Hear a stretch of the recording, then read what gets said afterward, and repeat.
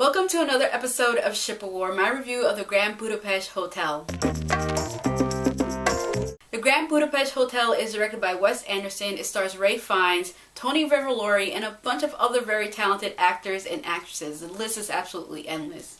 Now, the premise of the story takes place in a hotel. It follows the story of two men, one named Monsieur Gustave and then another one called Zero. And it's basically a story about two guys and their friendship and the situations that they get into and how they help each other out as the story progresses and tells the story about this friendship that they have. Now, going into this movie, I went in with pretty high expectations because I personally love Wes Anderson movies. And I have to say, once again, Wes Anderson does not disappoint. This movie was absolutely flawless. It was a masterpiece from beginning to end. There's absolutely nothing about this movie that is boring. Every moment has something going on in it. It's just so overwhelming to a point. And the thing that I love about Wes Anderson is his movies are always so colorful and lively and upbeat, and there's never a dull moment with any frame. This film is no different. This movie, from beginning to end, is just a ride of fun, a lot of fun. The other thing that I really liked about this movie is that it had a lot of mature content in it and adult humor,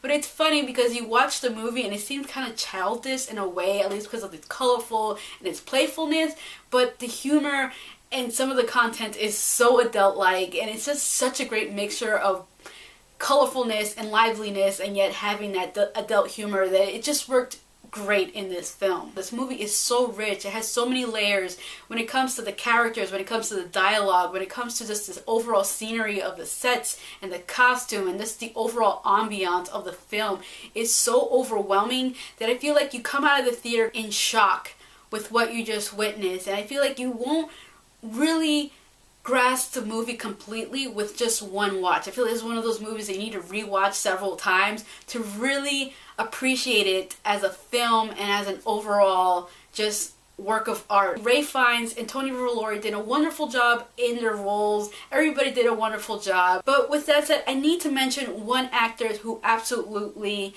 just captivated the screen for me personally, and that is Adrien Brody. He was gorgeous. I could not keep my eyes off of him. There was just something about his persona, his presence on the screen that I personally could not really handle in a very sane way. Like his hair, the way he dressed, the way he walked, the way he talked. I just loved everything about his character. I was just absolutely in love with his character. Not so much of the character's behavior, because his character plays the bad guy. The persona that he played or just presented on screen that I just absolutely loved. I was in love with Adrien Brody in this movie, and I thought I had to share that with you guys just because it's very deep inside with me right now. I just thought I needed to share that. So overall, I definitely recommend this movie to anybody who's a Wes Anderson fan. Duh, why haven't you seen this movie already? And anybody who has any remote good taste in movies, check this film out because the experience in the theater, especially with other Wes Anderson fans, is something that you need to experience when it comes to this movie. This is by far one of the best Wes Anderson movies, if not the best. I mean, I might go as far in saying that, and this is definitely my #1 movie of this year thus far. This movie was just all around wonderful. So that is my review of the Grand Budapest Hotel. Thank you for watching, and if you haven't already, please subscribe. Captain America the Winter Soldier is directed by Joe and Anthony Resco. It stars Chris Evans, Scarlett Johansson, Samuel L. Jackson, Emily Van Camp, Sebastian Stan, Anthony Mackie, Robert Redford, and I think that's about it, and then a bunch of other very talented actors and actresses. Now, the premise of the story takes place after the Avengers, obviously. Steve Rogers is dealing with his new life of being alive again in a modern